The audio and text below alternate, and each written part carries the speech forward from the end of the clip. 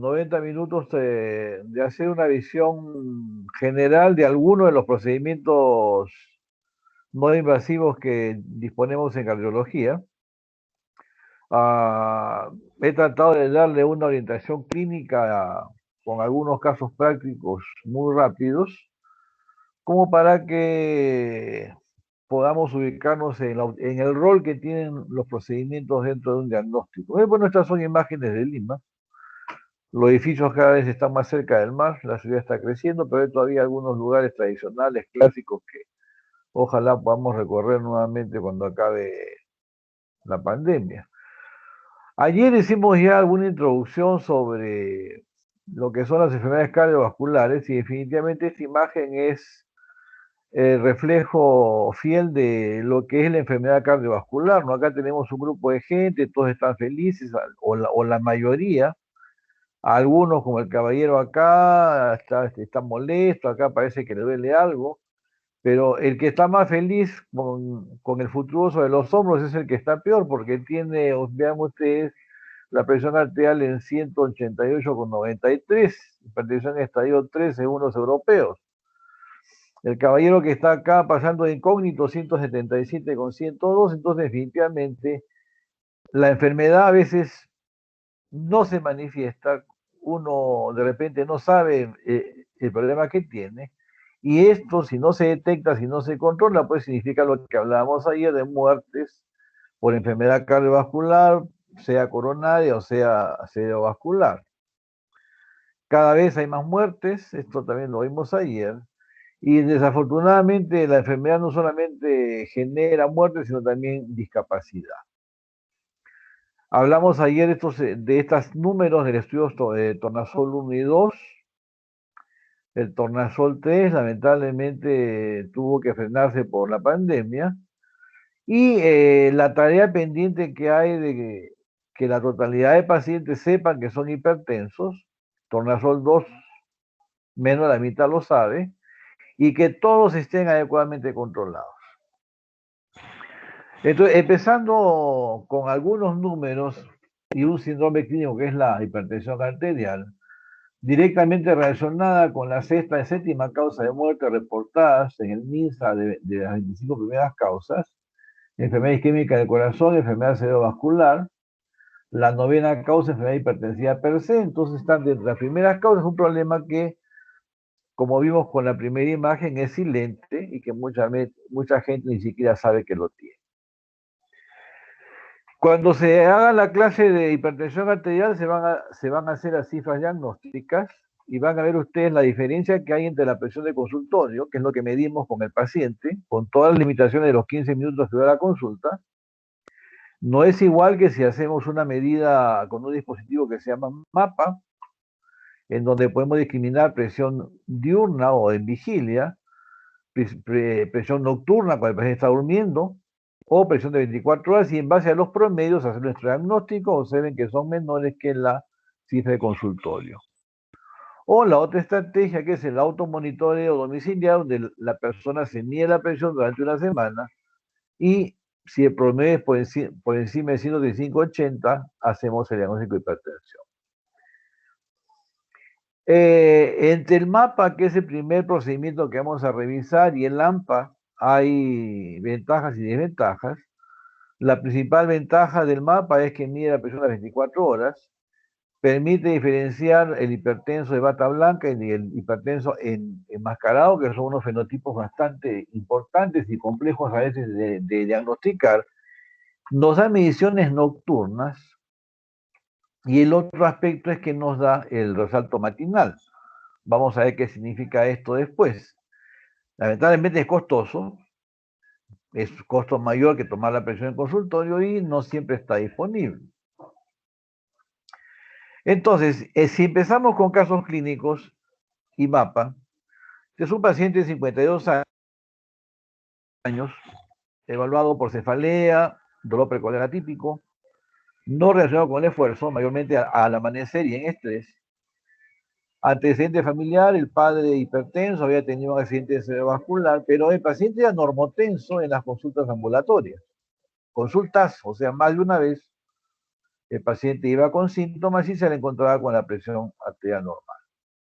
Se hizo el mapa y observen ustedes, la línea punteada es la cifra de normalidad en el día, descenso nocturno 10 a 15% y ascenso matinal. Y vemos de que la totalidad de cifras, si aumentamos,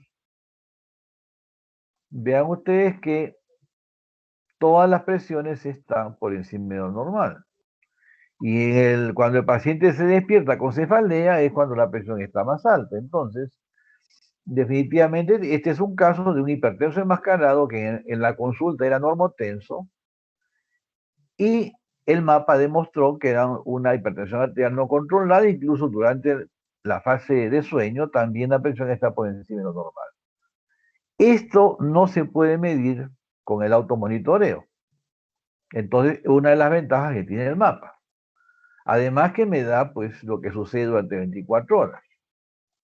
Permite, si el paciente tiene algún síntoma, solicitar que anoten un diario en qué momento son los síntomas y cuando procesamos en el software de la computadora, podemos ver en qué momento tuvo síntomas y ver si en ese momento la presión estaba subida o no.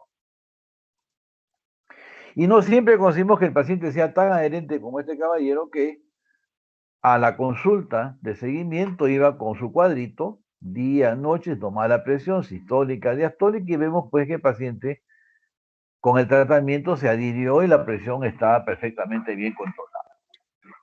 Entonces, y primera ventaja del mapa que permite estudiar la hipertensión las 24 horas y un fenotipo importante que es el hipertenso enmascarado lo detecta. Una dama, hablábamos ayer de la patología cardiovascular coronaria en las damas, muy relacionada con la hipertensión, que es una señora de 36 años, antecedente familiar de hipertensión arterial, diagnosticada un año atrás, y acude a evaluación por episodios de mareo, tinnitus, inestabilidad, o torácico atípico. Funcionaria de un banco local, tenía que ver con inversiones, un puesto muy de alta responsabilidad, para el cual había estudiado pues maestría, doctorado, PhD en el extranjero y todo lo demás, y cuando estaba en el directorio justificando inversiones es cuando tenía la molestia. Un problema inherente a este grupo etario es que tenía una condición asociada que estaba gestando de 9 semanas la paciente. En el mapa, en el momento que tiene las sesiones de negocio, justo es cuando la presión le sube. ¿Qué hacemos? Le decimos que deje trabajar para lo que se preparó. Entonces, ayuda a discriminar el riesgo, pero vean ustedes que excepto las horas de trabajo, la presión está limítrofe. Por la noche se acuesta tarde. La primera medida que, según el software, es de sueño, la paciente todavía está viendo cómo se comporta la bolsa en la India, de la China, porque al día siguiente tiene que hacer los movimientos monetarios. Entonces, definitivamente, nos permite evaluar qué pasa en un día normal de vida del paciente, estratificar riesgo y definitivamente pues establecer la mejor conducta terapéutica. Otro escenario clínico, 36 años, es un paciente referido por hipertensión arterial en un examen anual preventivo, cefalea frecuente, habitualmente hace deporte recreativo, ha notado recientemente disnea, índice de masa 24, o sea, paciente que no tiene sobrepeso, hace ejercicio, pero 155, 110, hipertensión ya entrando al estadio 2, 3 medidas en 30 minutos, o sea, acá el tiempo de 2 consultas para verificar que la presión definitivamente no era normal. El paciente y su esposa muy ansiosos porque el suegro había fallecido súbitamente. La esposa comprenderá, pues estaba discretamente preocupada porque si el papá se muere súbitamente y el esposo a los 36 le encuentran hipertensión, comprenderá que en este escenario clínico, pues, si uno está apurado, si uno está retrasado, si le han puesto todos los pacientes nuevos, empiezan los problemas y cómo manejar la situación para dar confianza al paciente. Y observen ustedes que el mapa mostró pues una hipertensión arterial muy diferente que los anteriores Esta es una hipertensión arterial que notoriamente por encima de los valores normales, no tiene el descenso nocturno y el resalto matinal es importante. Entonces, si hablamos acá de los parámetros que tenemos que analizar en un mapa, primero es la carga hipertensiva, que es cuántas medidas de las 24 horas el paciente tiene la presión alta. En este caso, prácticamente 100% de carga hipertensiva. Todas las medidas están por encima normal, excepto esta de aquí. Si hablamos de la segunda característica del patrón circadiano, no hay descenso nocturno. Y otro de los parámetros, la presión de pulso, que es la diferencia de la presión sistólica y la diastólica en promedio. Y el tercer parámetro, el cuarto parámetro, la presión media, es lo mínimo que nosotros debemos solicitar o encontrar en el reporte de un estudio mapa. Y parece que lo pedimos. Con esto nos permite a nosotros discriminar qué tipo de paciente tenemos al frente. Es un paciente que es normotenso, los valores promedio normales, pero observen ustedes que la presión no es un fenómeno lineal durante todo el día. Tiene ascensos, descensos. Durante la noche definitivamente hay un descenso promedio de 10 a 15%. Un hipertenso en bandiblanco, en la consulta la presión alta se va a la casa y es igual que el normotenso, pero estos pacientes a largo plazo tienen más eventos que los normotensos, entonces por lo menos intervenir acá en estilo de vida. El hipertenso sistólico aislado, esto es muy frecuente en los pacientes mayores, es todo un reto porque un tratamiento muy agresivo puede significar caídas muy importantes en la presión diastólica. Esto reduce presión de perfusión coronaria y podemos generar accidentes coronarios con el tratamiento. No se olviden, hipertensión sistólica aislada, muy frecuente en pacientes mayores. Este es un hipertenso, las 24 horas con la presión alta, pero con un descenso nocturno, el DIPER, 10 a 15%. Este es un hipertenso no DIPER. Vean ustedes que no hay variación por la noche. Y este es un hipertenso nocturno que en la noche le sube la presión. La semiología es muy importante porque si a este paciente no le pregunto en qué trabaja y no me entero que es médico y que hace guardias de noche, pues definitivamente voy a diagnosticarlo erróneamente como hipertenso nocturno. Para estos pacientes que trabajan de noche, la noche es el día y el día es la noche, porque probablemente duermen de día. Igual si trabajan en seguridad y hacen turnos nocturnos. Estos pacientes son los que, por lo general, se despiertan por la noche con dolor de cabeza, con sensación de ansiedad, o el paciente cuando amanece el resalto matinal, son los que se levantan con cefalea, con inestabilidad. Entonces vean ustedes que es semiológicamente, yo preguntando puedo ir acercándome a qué fenotipo de hipertenso estamos evaluando. Entonces, este es un breve resumen de lo que nos aporta el mapa. Las ventajas y desventajas, ya mencionamos el mapa. Principal ventaja que me da la presión nocturna, es un estudio de 24 horas, permite diagnosticar los fenotipos peligrosos, que es el no DIPER y el hipertenso nocturno. Desventaja principal, el costo.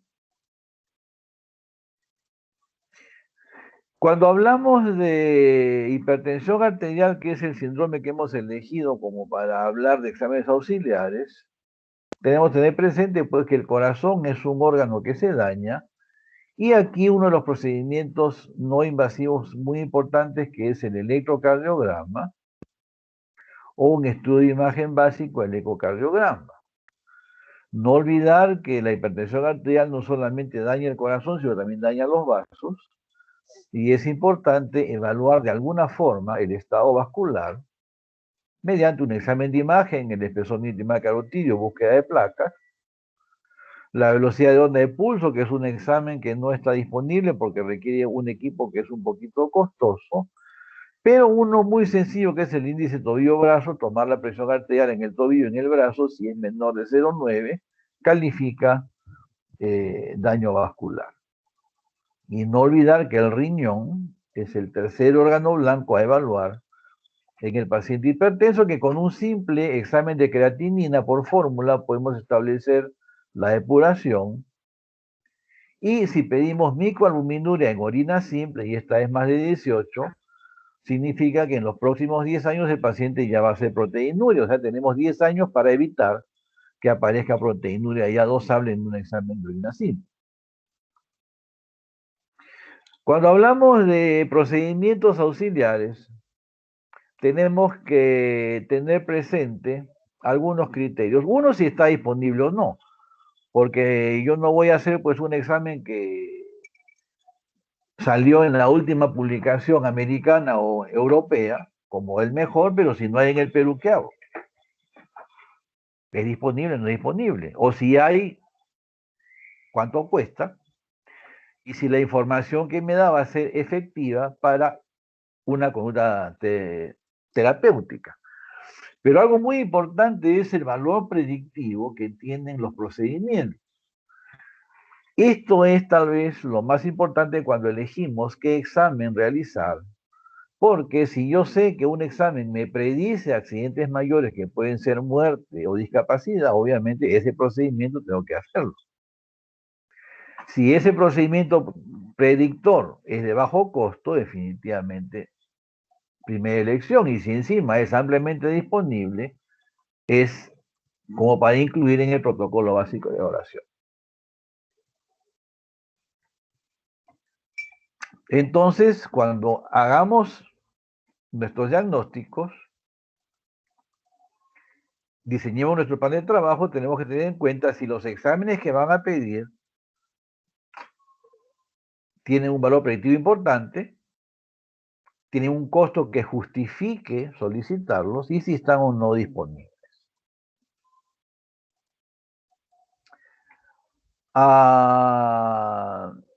El primer examen, cuando queremos evaluar el corazón, definitivamente es el electrocardiograma. Pero vamos a empezar con la radiografía de tórax. Esto es, se me han desordenado las diapositivas. Entonces, cuando hacemos un plan básico de estudio en un paciente con patología cardiovascular, tenemos 3 exámenes iniciales. Electrocardiograma, que viene después de la radiografía de tórax, y de allí pasamos a un estudio de imagen cardíaca, el más disponible, de menor costo, incluso disponible a la cabecera del paciente, el ecocardiograma. En una radiografía de tórax, que ven acá ustedes, tenemos que analizar 3 características: la silueta cardíaca, los pulmones y las partes blandas. Acá en esta foto no se ven las partes blandas. El corazón puede tener alguna forma peculiar. No vamos a hablar toda la forma porque si no sería toda la clase sobre radiología. Pero es bueno saber de que las formas del corazón sugieren, como en este caso, ventrículo derecho. En el pulmón podemos distinguir nosotros hiperflujo pulmonar, o sea, vasos en los 3/3 de ambos hemitórax. En el tiempo es posible que las estructuras cambien, como en este caso que la arteria pulmonar se hizo más prominente, la punta se hace mucho más levantada y la sangre desapareció de los pulmones. Entonces acá tenemos ya 2 patrones básicos para reconocer en el pulmón de los pacientes. Hiperflujo pulmonar, característico de los cortocircuitos, llámese comunicación intraauricular, comunicación interventricular, conducto arterioso, cardiopatías congénitas, y hipertensión arterial pulmonar, característica de hipoflujo, Pero vean ustedes que la arteria pulmonar está crecido, el arco medio, las ramas de la pulmonar también están dilatadas, terminan como unas puntas como dedo de guante, evolución tardía de enfermedad. Tenemos que saber reconocer que en este caso, por ejemplo, si se cierra el cortocircuito, el paciente tiene un pronóstico muy bueno. En cambio acá está contraindicado cerrar el defecto porque el paciente no va a tolerar la cirugía y se va a quedar en sala de operación. El tercer patrón a reconocer es la hipertensión venocapilar pulmonar, que es asociado o típico de elevación de la presión diastólica final del ventrículo izquierdo, elevada presión de aurícula izquierda y éxtasis sanguíneo en el circuito venoso pulmonar, es decir, falla cardíaca izquierda. Las imágenes vamos a describirlas en las sesiones de práctica. Este es un caso de una hipertensión venocapilar severa. Hay esto que es el falso tumor o es edema intersticial. Aquí tenemos imágenes de edema alveolar. Muchas veces podemos tener nosotros una hipertensión venocapilar en un pulmón y en otro pulmón no. Observen que la forma de este corazón es muy diferente que los dos primeros. Este es un corazón con una severa falla cardíaca, paciente en cuidados intensivos. Acá se ve el tubo endotraqueal, acá se ve el catéter venoso central, los monodiscos del monitor que se han retirado los cables. Este es un paciente con un infarto agudo, con una rotura de músculo papilar. Se levantó bien, a mediodía tiene el infarto, se rompe el músculo papilar y un corazón que no está aparentemente severamente dañado genera una catástrofe hemodinámica. Este caso anterior es una cardiopatía congénita, esta es una comunicación intra-auricular ostium secundum, todavía con normotensión pulmonar. Este es un paciente con una comunicación intra-auricular también, pero en estadio avanzado de enfermedad con severa hipertensión pulmonar. Entonces, la radiografía nos da estadios evolutivos en el tiempo, nos da también complicaciones agudas correlacionadas con la semiología, podemos ya inferir diagnósticos, o nos da complicaciones en un paciente que tiene un severo compromiso del corazón, en este caso morfología característica de crecimiento del ventrículo izquierdo.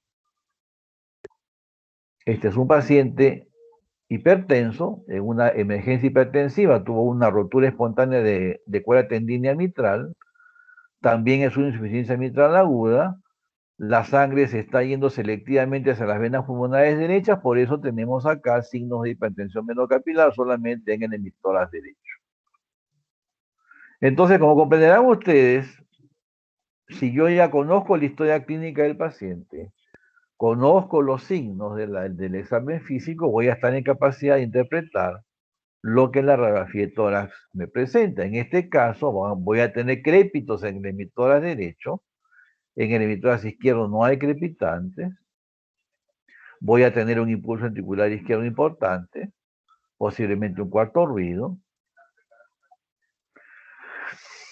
Pasamos al electrocardiograma. El electrocardiograma es el registro de los potenciales eléctricos que se generan en las fibras del miocardio por el movimiento de iones a través de la membrana celular. Estos son el sodio, el calcio, el cloro y el potasio, que dependiendo el tipo de movimiento, ingreso a la fibra o salida de la misma, generan lo que se llama potencial de acción. Algunos de estos movimientos se hacen por gradiente electroquímico o otros se hacen mediante consumo de energía. El final de este movimiento iónico es un vector que tiene un origen, tiene un fin, tiene una orientación y el registro de este vector con el galvanómetro es lo que genera las ondas electrocardiográficas. Tres tipos característicos de morfología: una deflexión negativa si estoy en el origen del impulso y este se aleja del punto de observación, una morfología bifásica si estoy en un punto intermedio perpendicular a la orientación del vector, o una deflexión positiva si estamos al final de el vector. En base a estas características, podemos nosotros inferir qué está pasando con el corazón. Rápidamente, el sistema éxito conductor cardíaco está formado por el nodo sinusal, los haces internodales, nodo AB, haz de His, rama derecha, rama izquierda. Si todo funciona bien, tenemos un registro de 3 ondas características: la onda P, actividad de las aurículas; complejo QRS, despolarización de los ventrículos; y ST, onda T, repolarización, o sea, el reacomodo de los electrodos para el siguiente latido. Cualquier alteración estructural o funcional del corazón va a ocasionar modificaciones en la morfología de los complejos electrocardiográficos. Si hay alteraciones funcionales como en el sistema eléctrico, va a desaparecer la onda P. Si hay alteraciones en el sistema de conducción, se va a hacer más ancho el complejo QRS. Si hay inadecuada perfusión, o sea, isquemia miocárdica, vamos a tener cambios en el segmento ST y la onda T, al igual que si el corazón trabaja con demasiado volumen o demasiada presión, vamos a asistir a modificaciones en la onda T. Como quiera que esto tiene orientación clínica, vamos a ver 3 casos de electrocardiogramas en pacientes con hipertensión arterial. Este es un paciente con una hipertensión arterial de estadio 1, que reconocemos en el electrocardiograma las 3 ondas que comenté en el anterior slide. Vean ustedes, acá tenemos la onda P, el complejo QRS, segmento ST y la onda T. Observarán ustedes que las formas varían. Eso depende de qué punto estoy observando el fenómeno eléctrico que ocurre en el corazón. Tenemos 2 grupos de puntos de observación: las derivaciones periféricas o de miembros. En clase práctica se habla en detalle de esto. Y derivaciones precordiales, que son los cablecitos que van sobre la superficie del tórax. Observen ustedes el mismo síndrome, hipertensión arterial, este es un paciente que no tiene un tratamiento regular, la presión es mucho más alta, y vean ustedes que el corazón se modificó dramáticamente la morfología de las ondas. Vean ustedes acá, la magnitud de la onda R es mayor, la repolarización, la onda T, que era positiva, ahora es negativa. Entonces, estructuralmente este corazón es diferente que el caso anterior. Aquí ya lamentablemente la hipertensión arterial produjo un daño que se llama cardiopatía hipertensiva. Este es otro caso, mucho más joven, pero hipertenso, tratamiento irregular. Esto significa toma la pastilla cuando se le ocurre, o sea, lo más común en nuestro paciente. Pero vean ustedes en la familia todos hipertensos, padres, abuelos, ambos géneros hipertensos, todos hipertensos, fumador obeso, episodio de palpitaciones. Y cuando analizamos el electrocardiograma, observen ustedes que el tiempo que entre un latido y otro es diferente.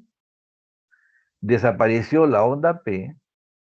Esta es una arritmia, es una fibrilación auricular. Este paciente lamentablemente ya desarrolló una de las complicaciones más serias de la hipertensión, que es la fibrilación auricular. Cuando analizamos un electrocardiograma es importante observar el estándar con que fue registrado, que es 10 milímetros, la velocidad con que se registra, porque en base a esto calculamos la frecuencia cardíaca. Vean ustedes acá, está al cuarto estándar, o sea, estos complejos son 4 veces más grandes. Obvio que hay hipertrofia ventricular izquierda. Estos están a la mitad, o sea, son el doble. Porque si yo veo a simple vista, puede parecer de que el corazón no tiene hipertrofia, pero si vemos que estamos con un estándar a la cuarta parte, y adicionalmente es un paciente obeso, que por lo general los complejos son de bajo voltaje, es un paciente que desafortunadamente ya tiene hipertensión arterial con daño del corazón. Vean ustedes este caso, pero ¿qué futuro le espera a este paciente? El electro me puede predecir que el riesgo de un accidente cerebrovascular está ya lamentablemente cerca si no se toman medidas. El mismo problema eléctrico, fibrilación auricular, en un corazón con mayores modificaciones que el anterior, ya tiene acá signos de hipertrofia y sobrecarga, y lo que yo podía predecir en el paciente anterior, en este paciente lamentablemente se hizo realidad y llega con un accidente cerebrovascular, medio cerebro comprometido, y para el resto de la vida el paciente quedó con una secuela motora. Si vamos nosotros, si pudiésemos retroceder en el tiempo,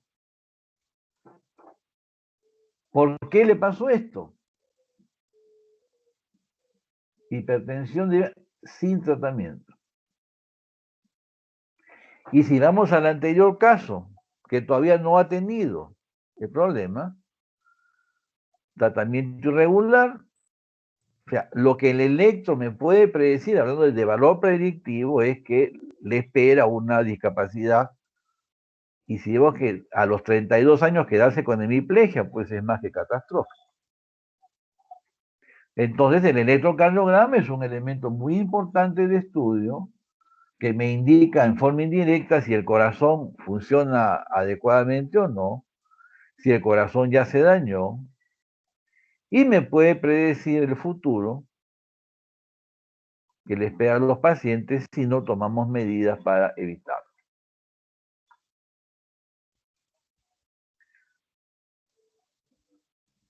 Bueno, hay infinidad de criterios para hipertrofia ventricular izquierda, para isquemia, para crecimiento de aurículas. Definitivamente esto en las sesiones prácticas se va a tratar mucho más en detalle. Una modificación del electrocardiograma es el tercer procedimiento que vamos a analizar, el cuarto, perdón, la prueba de esfuerzo, en donde conectamos los electrodos en el tórax y sometemos al paciente a un apremio ergométrico, que puede ser en una banda sin fin, en una bicicleta, o también puede ser el test de caminata de 6 minutos. La ergometría la hacemos en una banda sin fin. Cada 3 minutos se va subiendo la velocidad de la pendiente y vamos a hacerlo a través de un caso clínico.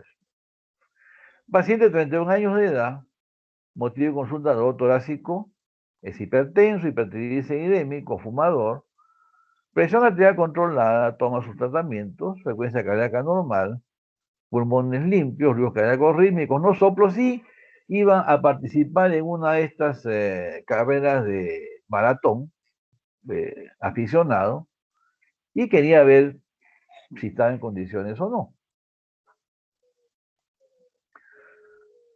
La radiografía de tórax es normal. Esta es la prueba de esfuerzo, que empieza con un electrocardiograma de reposo, el cual es normal. El eco fue normal. Nuevamente el electro. Y conforme aumenta la frecuencia cardíaca, observamos en que aparecen cambios en la repolarización que nos indican que algo no está bien. Deberían ver esto que se llama punto J, que es la unión del QRS con el segmento ST, se desniveló, el segmento ST se hizo recto, esto significa que hay un segmento del ventrículo izquierdo que no se irriga adecuadamente cuando las condiciones de trabajo aumentan y las arterias coronarias no pueden abastecer. Termina la prueba de esfuerzo y vean ustedes cómo se normaliza.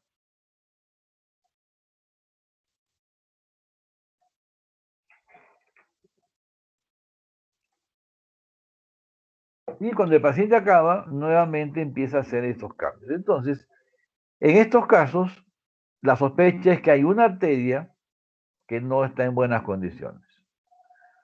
A los 32 años, con un antecedente de hipertensión y dislipidemia, pero no es una hiperlipidemia familiar, había que sospechar en alguna condición inusual. Le hicimos, vamos a avanzar. Acá quería mencionarles que el software nos compara el inicio, el máximo cambio que vean ustedes. Hay una caída significativa del segmento ST del punto J. No hay duda que tenemos isquemia miocárdica. Por supuesto, de que la recomendación fue de que no participe hasta que tengamos certeza de por qué ocurren estos cambios. En la prueba de esfuerzo, como les mencionaba, las etapas son de 3 minutos, la velocidad va subiendo progresivamente, 1.7 millas, primera etapa, 2.5 millas la segunda, 3.5 la tercera, 4.2 la cuarta. En total son 6 etapas. Luego viene 5.4 millas, luego viene 6.2 millas y luego viene 7 millas, la última etapa de la prueba de esfuerzo. Esto se llama la respuesta cronotrópica, que vean ustedes va subiendo conforme aumenta la velocidad y la pendiente. La frecuencia máxima se calcula en base a la edad del paciente, que es 220 latidos menos la edad, en el caso del hombre. El paciente tenía 30 años, 220 menos 30, 190, llegamos al 100%. Un momentito, me están llamando al hospital, ¿no? ¿Aló?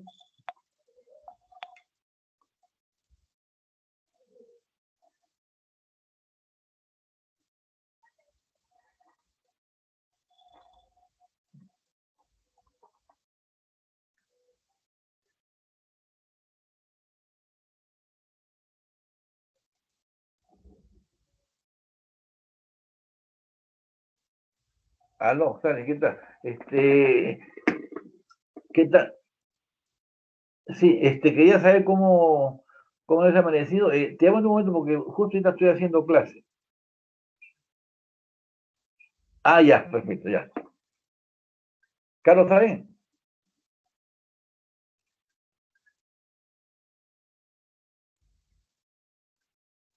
Ah, sí, pues hay que ver, a ver. Ya, yo me comunico como apenas acabe. Ya.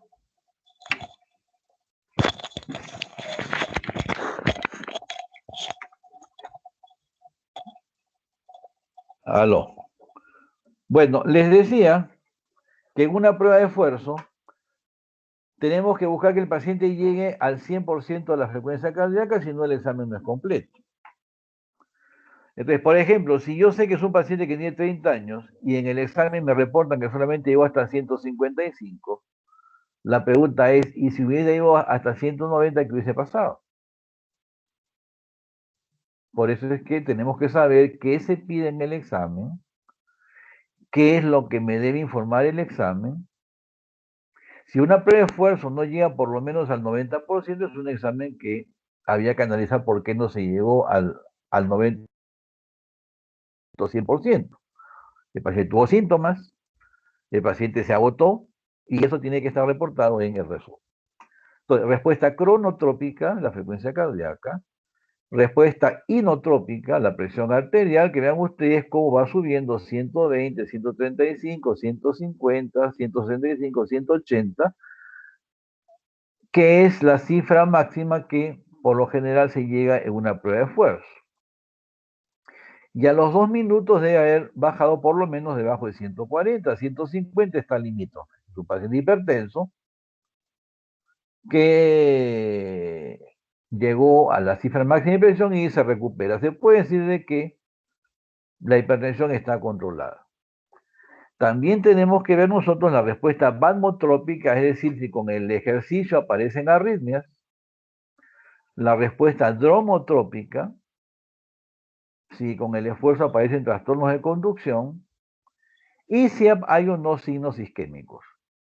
Por supuesto que si hay síntomas, tenemos que irlos anotando acá, si hay dolor torácico, si el paciente se pone pálido, y si hay cambios en el segmento ST que indican isquemia. Usualmente la prueba de esfuerzo se hace buscando isquemia, pero vean ustedes que no solamente es isquemia. Entonces, si no me reportan respuesta cronotrópica, no me reportan respuesta inotrópica, basmotrópica y dromotrópica, el examen no está completo. Y probablemente no me sea de utilidad. A este paciente le hicimos un test ergométrico, pero ya con medicina nuclear, vamos a hablar después de esto, que es en el máximo esfuerzo, se inyecta una sustancia que tiene afinidad por el miocardio y los segmentos que no captan radiofármaco es en donde está la lesión arterial. Hay un segmento acá pequeño, 29% de trayectoria arterial descendente, es un defecto relativamente chico,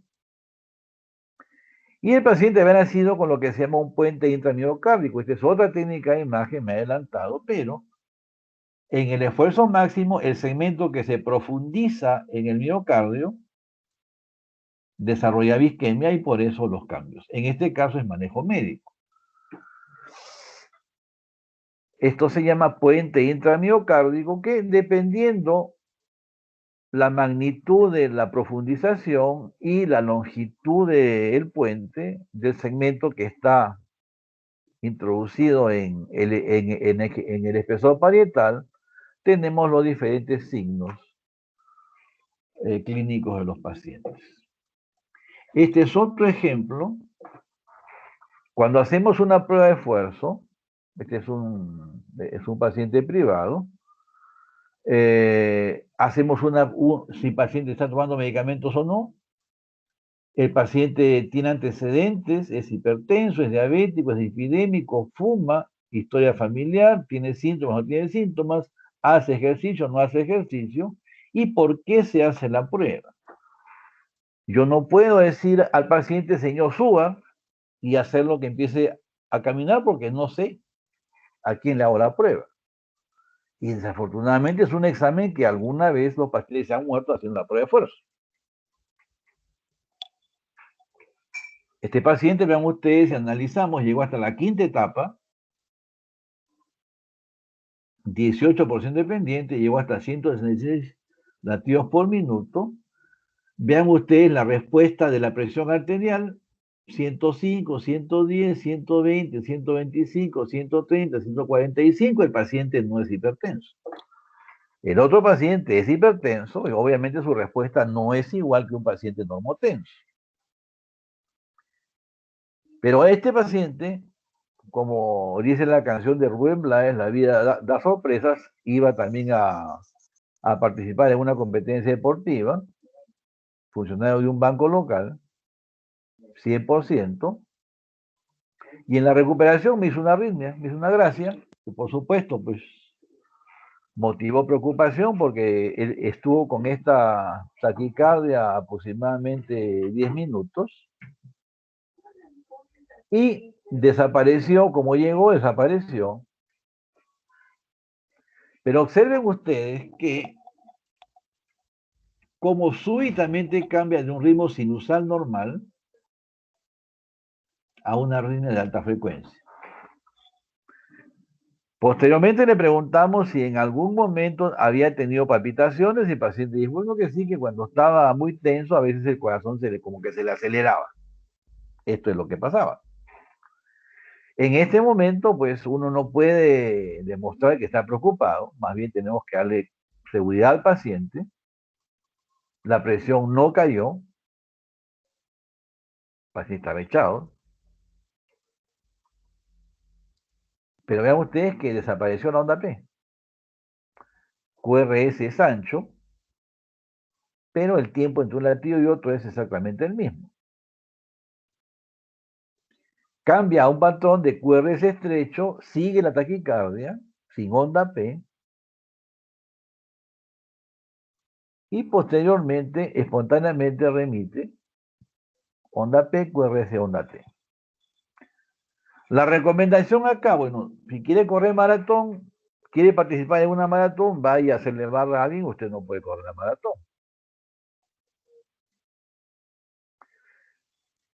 Si necesitamos otra recomendación, que evite bebidas energizantes, Red Bull, Monster, Burn, esas bebidas, todas producen taquicardia, obviamente que este paciente no puede consumir.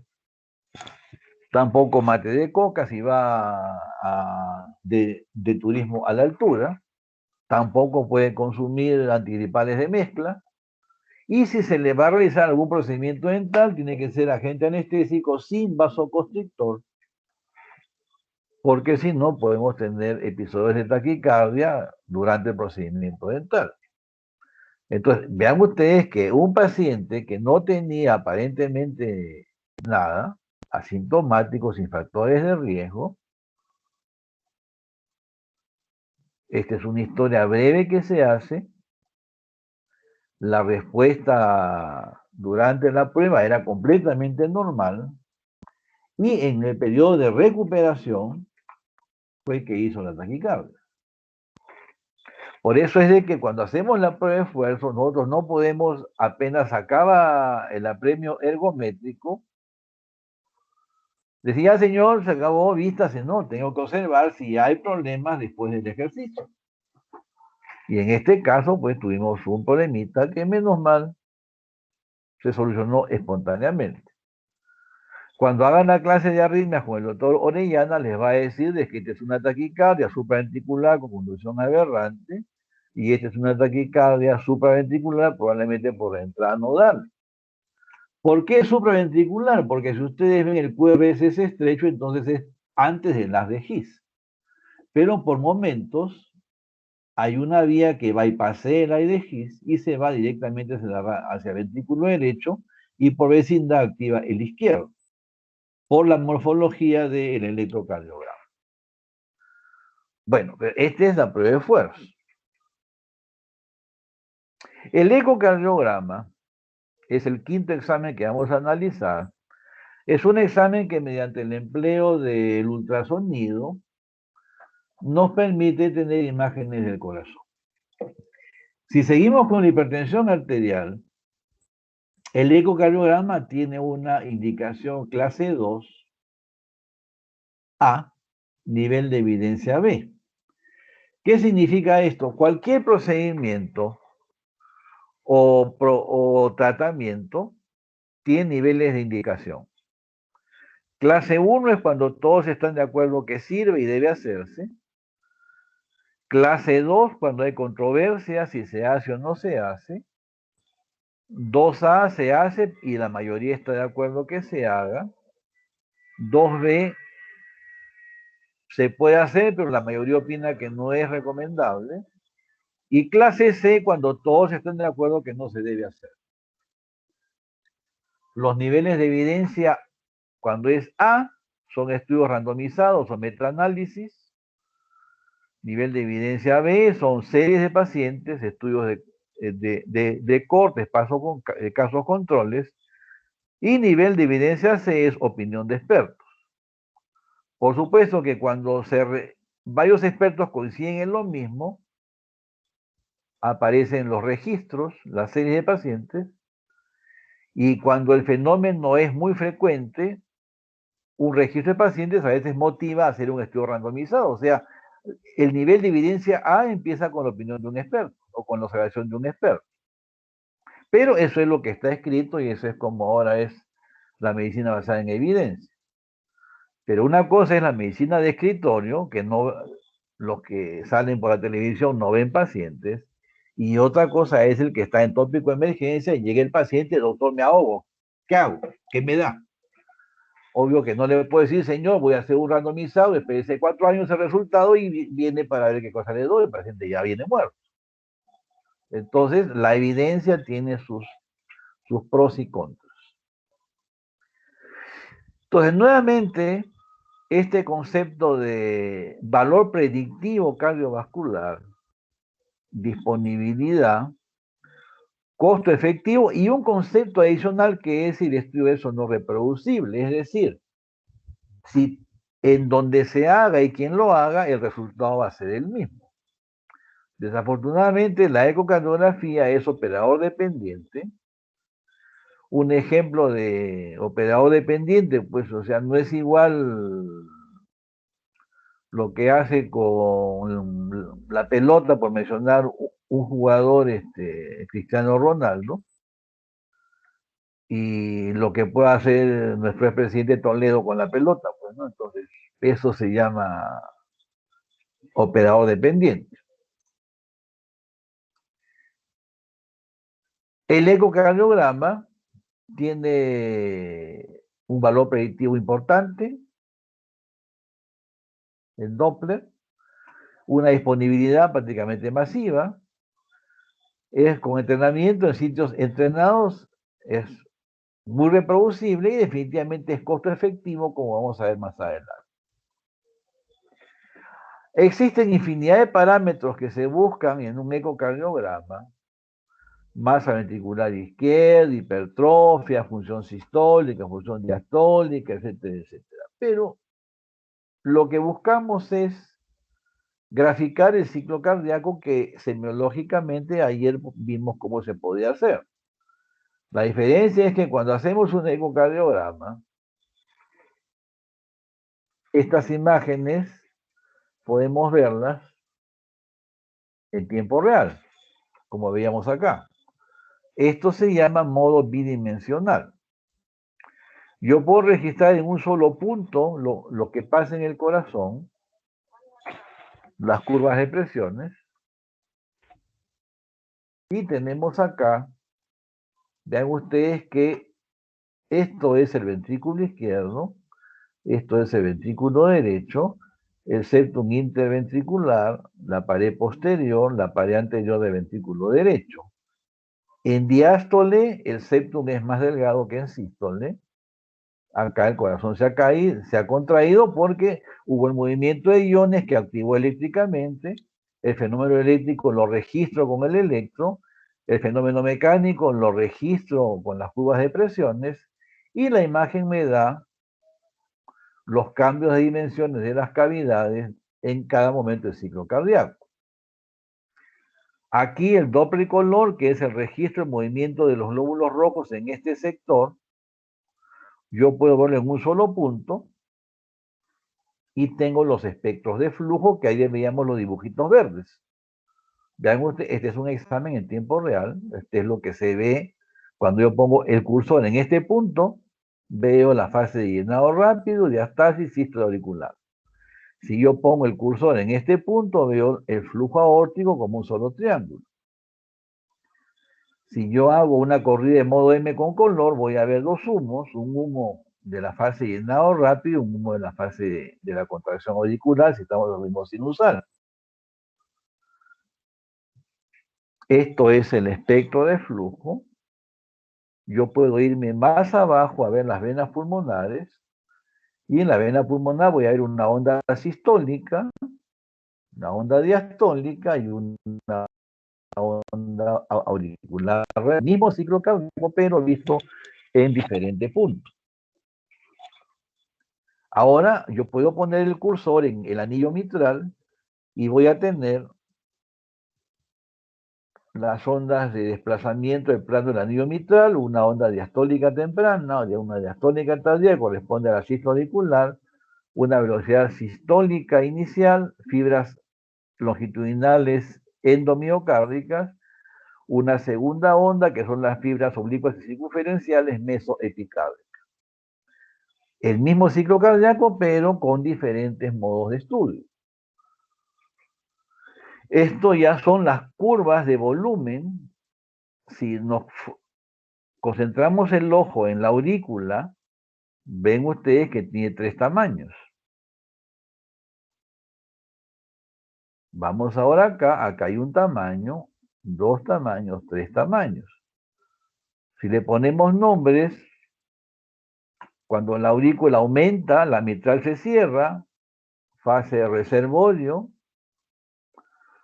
Cuando la aurícula se achica, la mitral se abre, fase de conducto, porque la sangre pasa de la aurícula hacia el ventrículo. Y el último descenso de el volumen es cuando se contrae la aurícula, si estamos en ritmo sinusal, la fase de bomba. Entonces, el mismo fenómeno, pero ya analizado en cada momento del mismo, dependiendo de la cavidad que estamos analizando.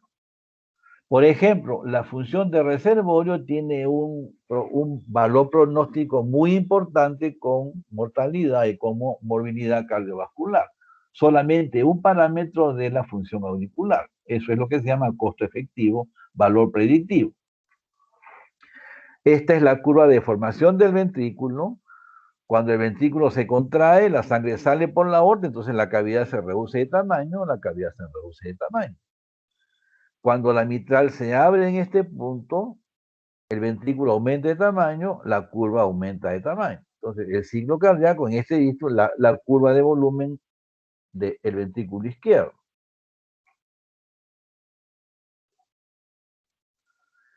Yo puedo codificar en colores la sístole, la deformación del miocardio en amarillo, y la diástole, la deformación en diástole en azul. Va a tener una velocidad sistólica y 2 ondas diastólicas, la fase de relajación y la fase de sístole auricular.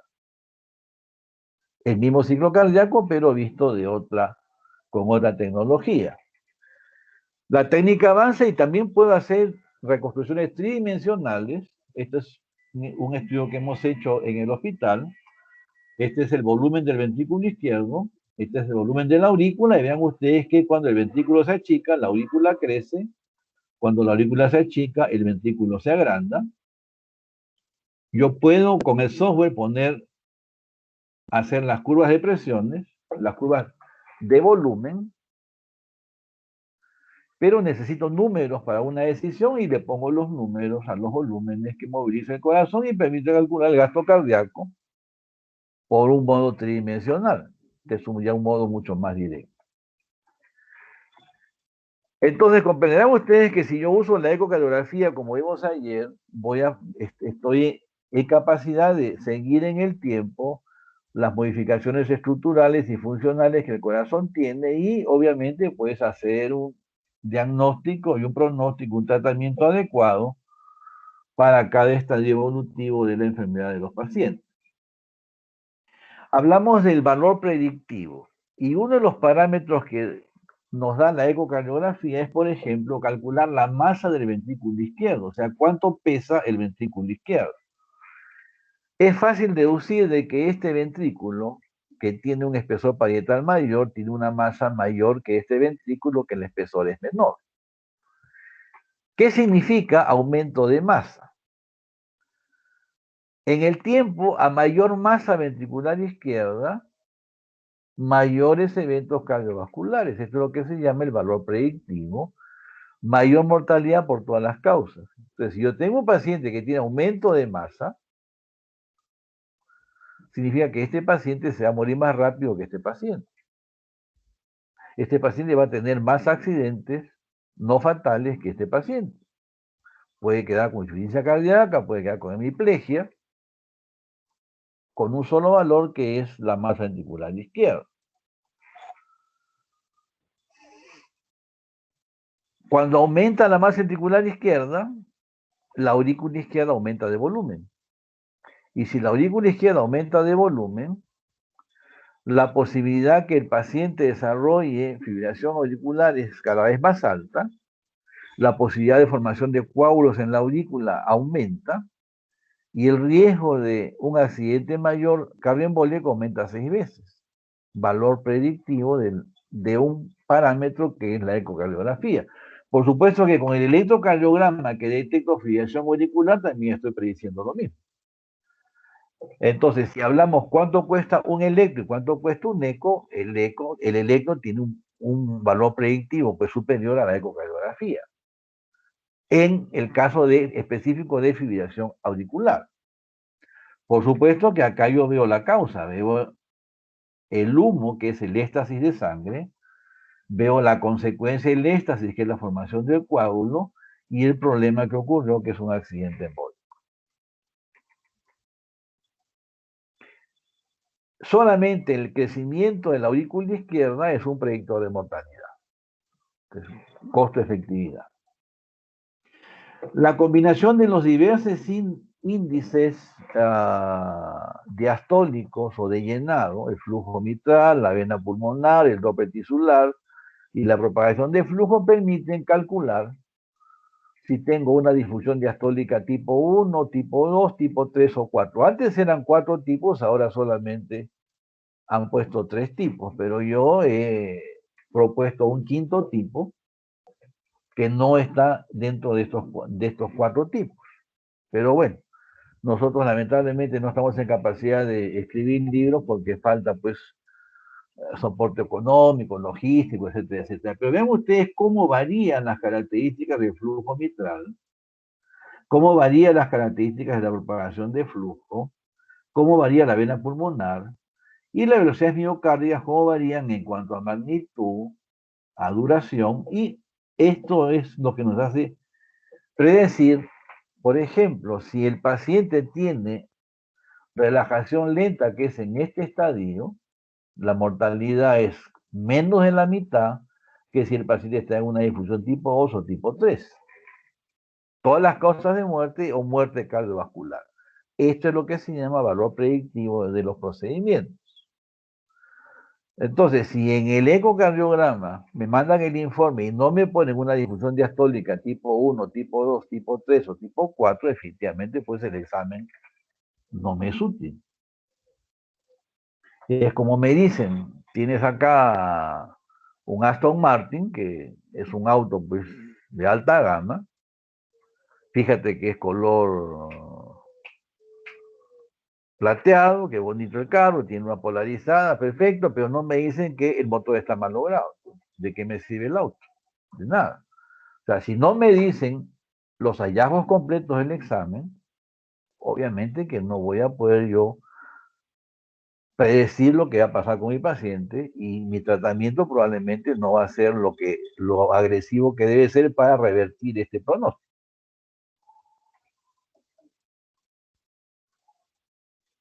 La función sistólica,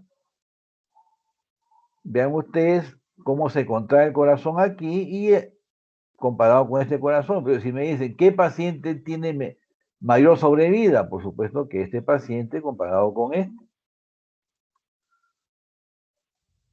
Y desde estadios de disfunción asintomática, o sea, paciente que le muestra disfunción sistólica y no tiene síntomas, hay diferencias en cuanto a eventos cerebrovasculares y coronarios.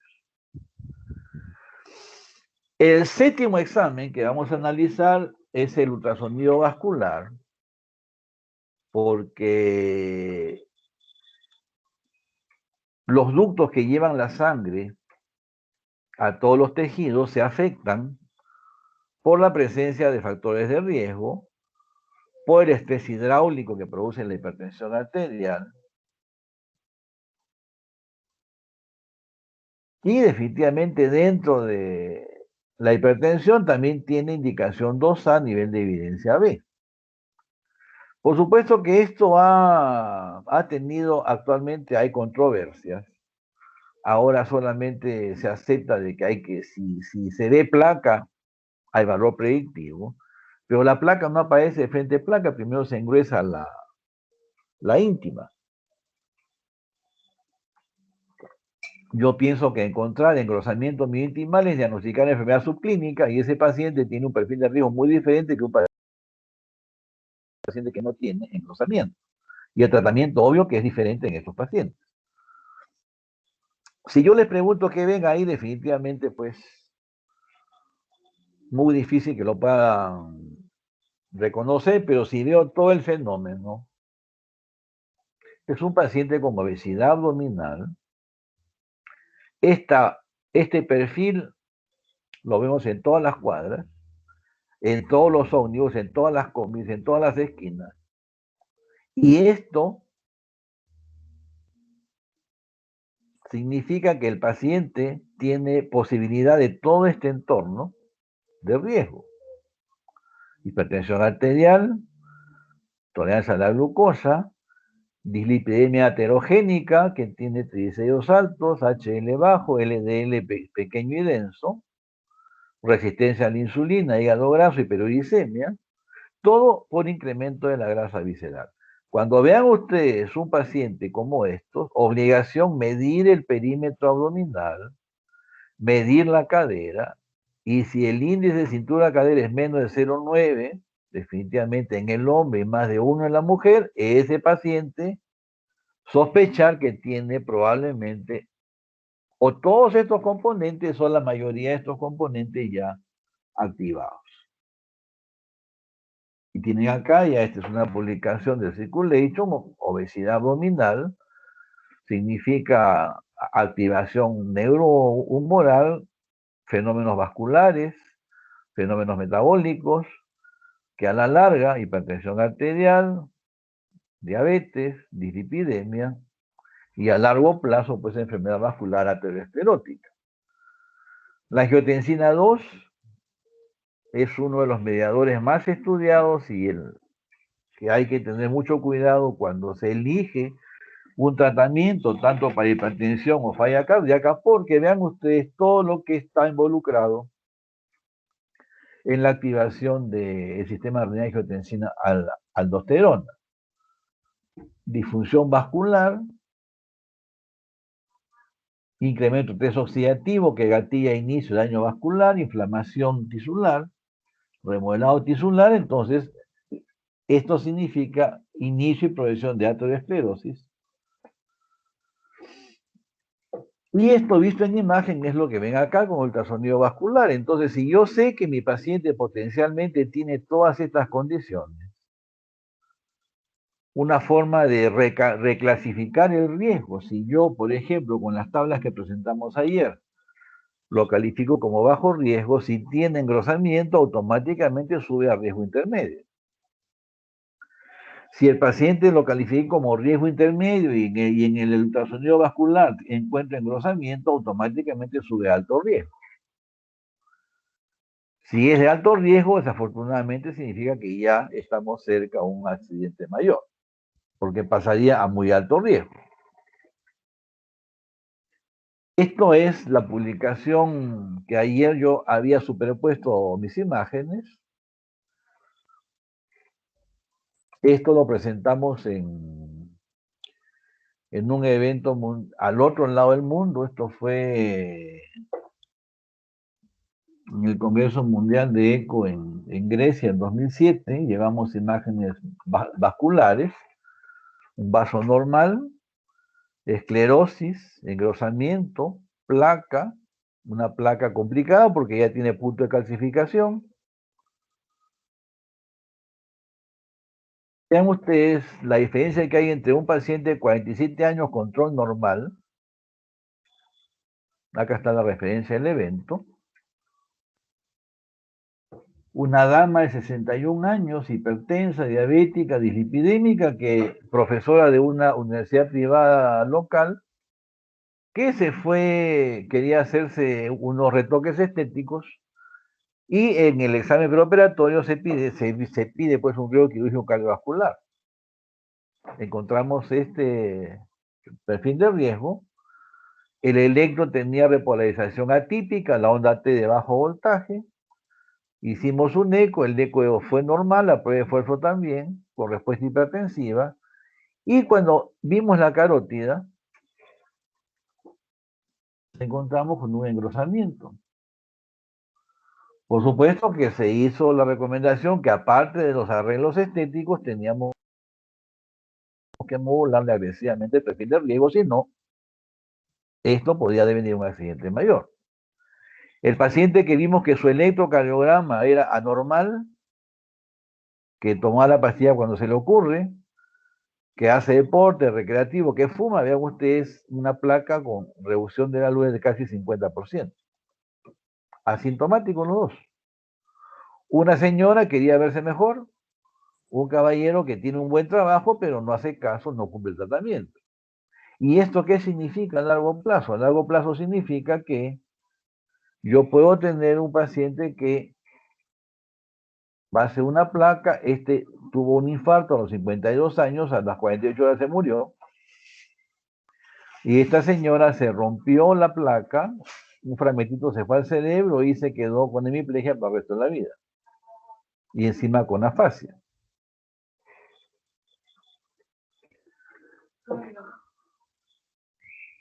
Un momentito. La aspirina que le compraste a Raulito que cubre para el dolor normal de salud. Sí. Que tome antibiótico y panadol, ¿no? Sí. Hasta que me vea la doctora. Sí. O si no, el Scudex que es más fuerte. No es tan fuerte, hermano. Aló. Bueno, entonces vamos a ver algunas técnicas de imágenes avanzadas ahora. Entonces no hay duda que el ultrasonido nos da información tanto del corazón, cualquier alteración estructural o funcional la podemos ver en tiempo real a la cabecera del paciente, pues el resultado es inmediato, y si queremos ver más allá de lo evidente, como la serie esta, cuando ustedes eran niños, los Thundercats, hacer el ultrasonido vascular, que nos permite ver pues más allá de la punta del iceberg. Esto es la tomografía cardíaca, que la diferencia que nos da es que podemos hacer reconstrucciones estructurales tridimensionales, entre ellas las coronarias. Esto no se puede hacer todavía con ecocardiografía. Podemos ver flujo coronario, pero reconstruir todo el territorio definitivamente todavía no se puede. Detectar presencia de calcio, estos puntitos blancos, definitivamente califica de inicio como alto riesgo de un accidente mayor.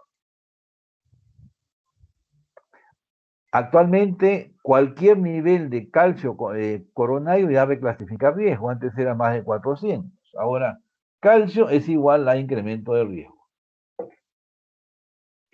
Ven ustedes cómo se puede acá ver las arterias, muy similar a cómo se ve en la geografía, con la diferencia que la tomografía lo ve en 3 dimensiones. Acá el software ha eliminado todo el miocardio y nos quedamos solamente con el contenido de la aorta, el contenido de las arterias coronarias y el contenido de la cavidad del ventrículo izquierdo y el ventrículo derecho acá. En cambio, con la geografía, eso se va a ver en la clase de cateterismo, vemos solamente 2 planos. Pero la resolución de contornos es todavía el gol estándar para los procedimientos de intervención. Acá más en detalle, el trayecto de la coronaria izquierda, vean ustedes, acá hay una placa, una reducción de la luz, puntos de calcificación. El inconveniente es que este examen usa radiación. El equipo es más costoso y la disponibilidad no es como la disponibilidad de la ecocardiografía, pero la información que da, pues definitivamente hace la diferencia.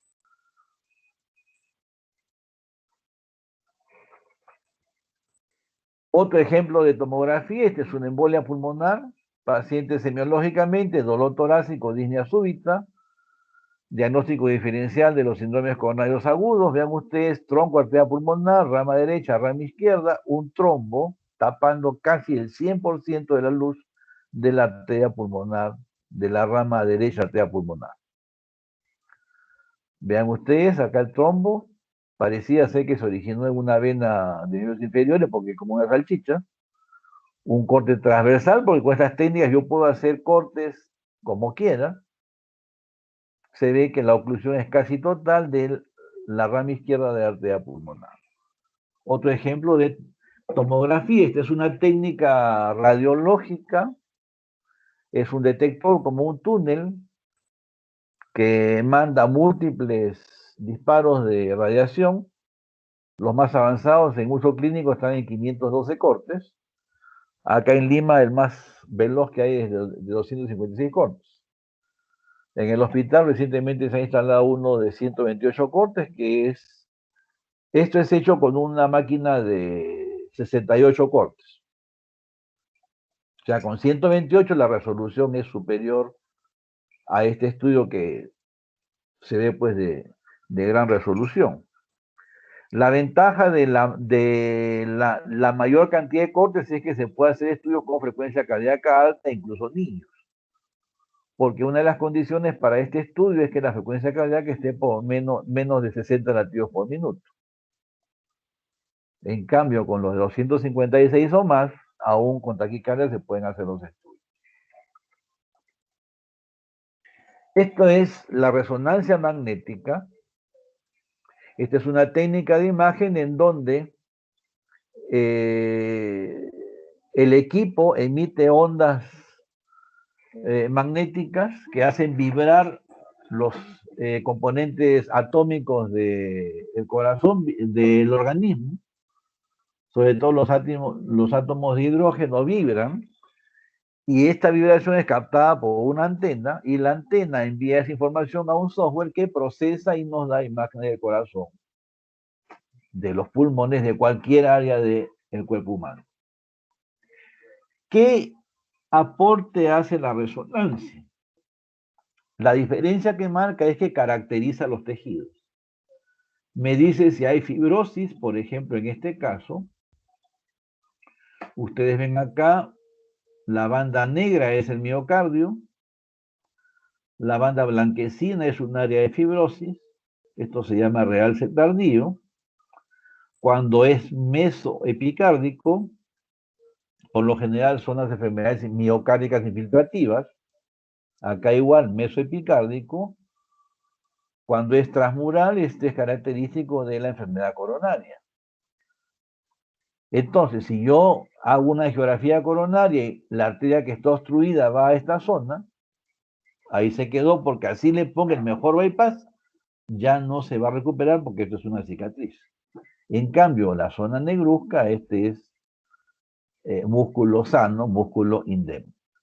Entonces, la resonancia, ¿qué diferencia me da? Caracteriza los tejidos. Esa es la gran diferencia.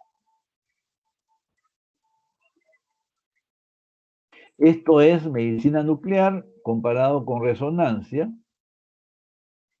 Acá tenemos el radiofármaco con una zona que no capta. Es posible que yo tenga acá músculo vivo que simplemente no capta porque las arterias están obstruidas, pero el músculo está indemne. Entonces, por circulación colateral, si llega glucosa con oxígeno, con este examen que es el PET, tomografía por emisión de positrones, una variante de la medicina nuclear, si hay metabolismo de glucosa, yo voy a ver imágenes como esta anaranjada brillante en esta zona que no se ve acá, captación. Si no hay imagen metabólica, o sea, no hay consumo de glucosa, significa que es una cicatriz. En la resonancia veo pues que lamentablemente hay una cicatriz fibrosa, entonces hay correlación entre las tres imágenes. Esto se llama fusión de imágenes.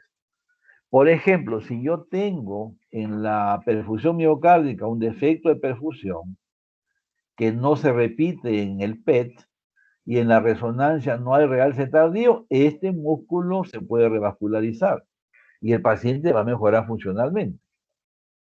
Entonces, ahora tenemos que las técnicas, cuando se fusionan entre ellas, permiten sustentar decisiones terapéuticas que van a ser de gran beneficio para los pacientes. Esta es resonancia en pacientes agudos. Vean ustedes que es muy diferente diagnosticar edema miocárdico y necrosis miocárdica, la zona negruzca, rodeada por un halo de blanquecino. Entonces, una vez más, si yo solicito resonancia magnética, lo que estoy pidiendo es que me caractericen el tejido, que me digan si hay miocardio o hay tejido fibrótico, si la fibrosis es endocárdica, es mesoepicárdica o es en parches, porque cada tipo de enfermedad miocárdica tiene un patrón característico de compromiso. Entonces, no se olviden, tomografía, reconstrucción tridimensional de coronarias, reconstrucción tridimensional de aorta y grandes vasos, arteria pulmonar, resonancia, el aporte principal es caracterización tisular.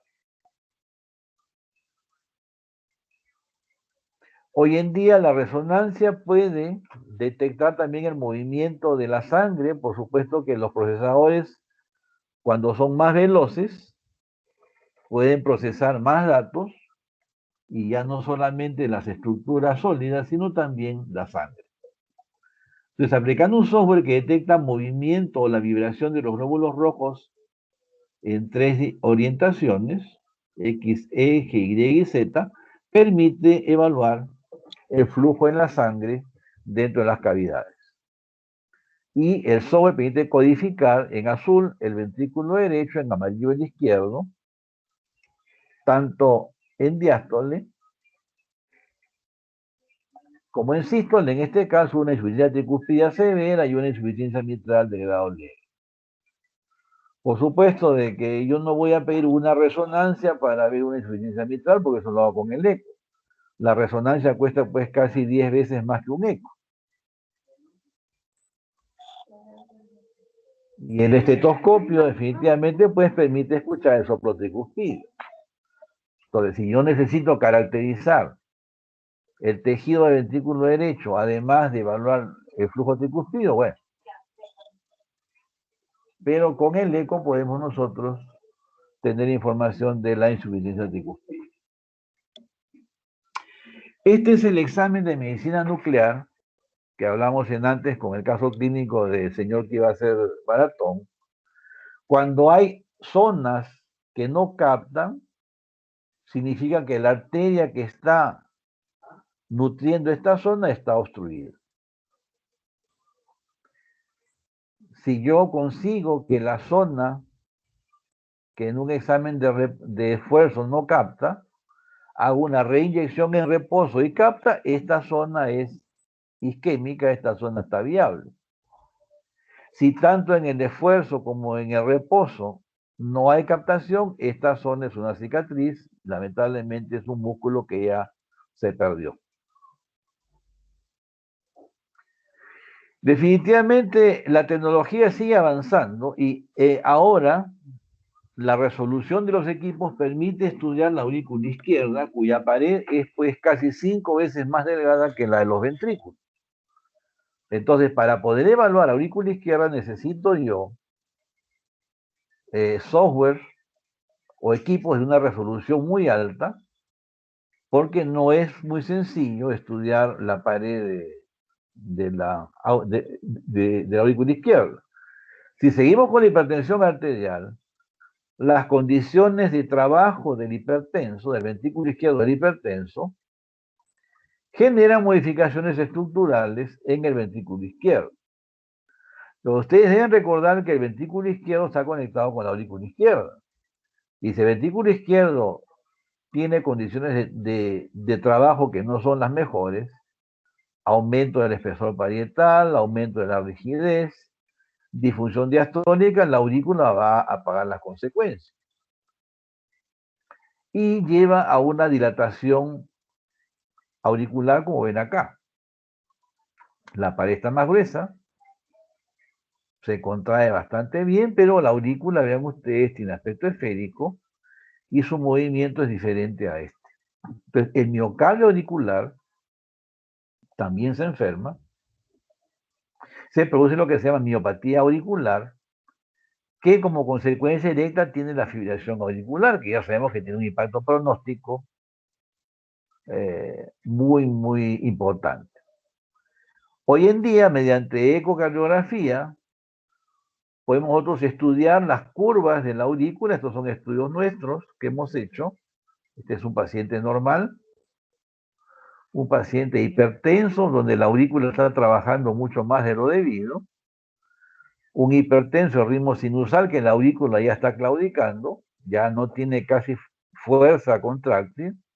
Y este es un paciente que lamentablemente desarrolló fibrilación auricular y desapareció para siempre la sístole auricular.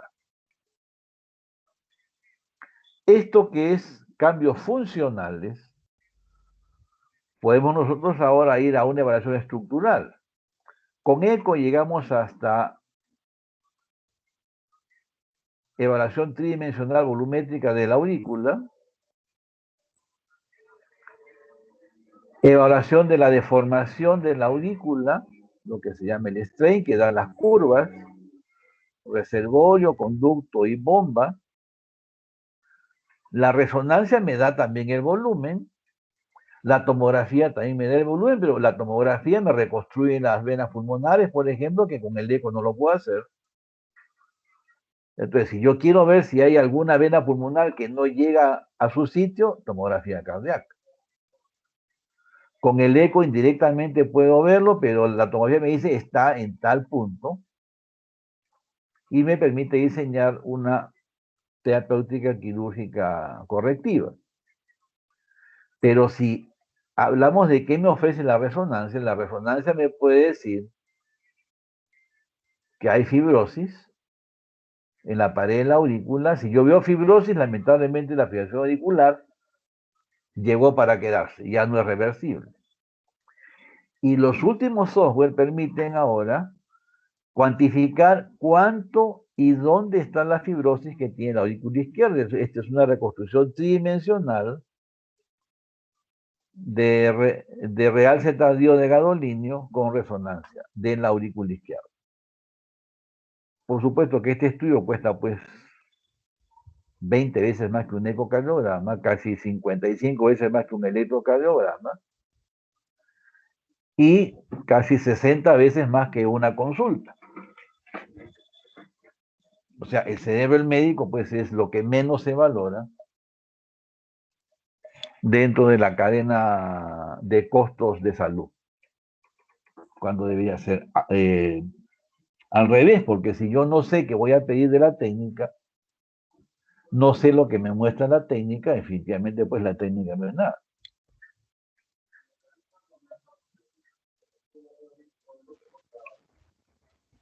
Entonces podemos nosotros con la resonancia también establecer las curvas de función y en base a los números que ven acá ustedes de función de reservorio, conducto y bomba, se pueden predecir eventos. Lo que decíamos, valor predictivo. Vean ustedes, tamaño normal de la aurícula en azul, severa dilatación de la aurícula izquierda, la gente se muere más o sobrevive menos. Entonces, esto es lo que se llama valor costo efectivo. Si justifica la información que voy a obtener del procedimiento, el procedimiento se hace. Un momentito, estoy en el hospital, ¿eh? Se arrepintieron. Muy bien, seguimos avanzando. Entonces, como conclusiones diremos que la hipertensión arterial es un factor de riesgo mayor para el desarrollo de hipertrofia ventricular izquierda. Hemos tomado como modelo de hipertensión para analizar los procedimientos. La hipertrofia ventricular izquierda es un factor predictor de riesgo para el desarrollo de insuficiencia cardíaca. El estudio en detalle de las modificaciones del corazón del hipertenso nos puede permitir hacer un seguimiento estricto, detectar precozmente alteraciones funcionales o condiciones asociadas y establecer tratamientos adecuados y específicos para cada paciente. La hipertensión arterial, como muchos factores de riesgo, a menudo son silentes y su relación con aterosclerosis y eventos finales es evidente. La evaluación de las carótidas es relativamente sencilla, inocua y de bajo costo, permite hacer un diagnóstico precoz de enfermedad vascular, limitar las consecuencias de esta y definitivamente a largo plazo, si yo detecto precozmente, estoy mejorando la expectativa de vida y la calidad de vida de los pacientes, porque yo puedo hacer que el paciente viva más, pero si está con hemiplegia, pues la vida no es igual que si el paciente no tiene hemiplegia. Eso es expectativa y calidad de vida. Un diagnóstico precoz y adecuado me garantiza expectativa y sobre todo calidad de vida. Estandarizar criterios nos permite desarrollar protocolos adaptados a nuestra realidad. Cuando se hagan las clases de hipertensión, de falla, de coronarios, se van a hablar de la guía europea, la guía americana, la canadiense, pero estamos en el Perú, pues, ¿no? Entonces nosotros tenemos que tener los pies en el suelo. ¿Qué tenemos acá? ¿Qué es lo máximo que puede ofrecernos nuestros recursos que tenemos? Explotarlos al máximo. Y definitivamente, pues, el juicio clínico final que lo hacemos, iniciando con una buena historia, un buen examen físico, nos va a permitir hacer un tratamiento adecuado para los pacientes. Y definitivamente, pues si regresamos a los numeritos, para que este caballero siga riéndose, acá mi familia siga contento, tengo pues que los globitos cambien de números y esto es un buen diagnóstico, un buen tratamiento, una selección óptima de qué droga se necesita para cada paciente. Por ejemplo, a este caballero no le puedo dar de arranque el sistema de angiotensina porque no va a responder. Ellos responden más a los calcioantagonistas. Este que tiene pinta de japonés o de oriental responde mejor a los sistemas que bloquean el sistema renina-angiotensina. Si esta señorita ya está en los 40, le doy caso antagonista, le voy a poner más bochornos, más nerviosismo, definitivamente va a dejar las pastillas. Entonces, definitivamente es un arte la medicina, es un arte el tratamiento, y los procedimientos lo que nos hacen es individualizar y puntualizar qué tratamiento requiere cada paciente. Muy bien, esto es Paracas, esto fue la catedral que se cayó con el terremoto en 2007, y yo pude conocerlo antes que se caiga. Un manto de la cultura Paracas, y estas son los aves que inspiraron a San Martín para hacer nuestra bandera. Muy bien, ha sido un resumen bastante rápido de los procedimientos disponibles, los principales que hay en los hospitales. La idea ha sido, pues, correlacionarlos con un síndrome clínico, en este caso la hipertensión arterial, para tener una idea exacta del valor que estos procedimientos tienen, ¿no?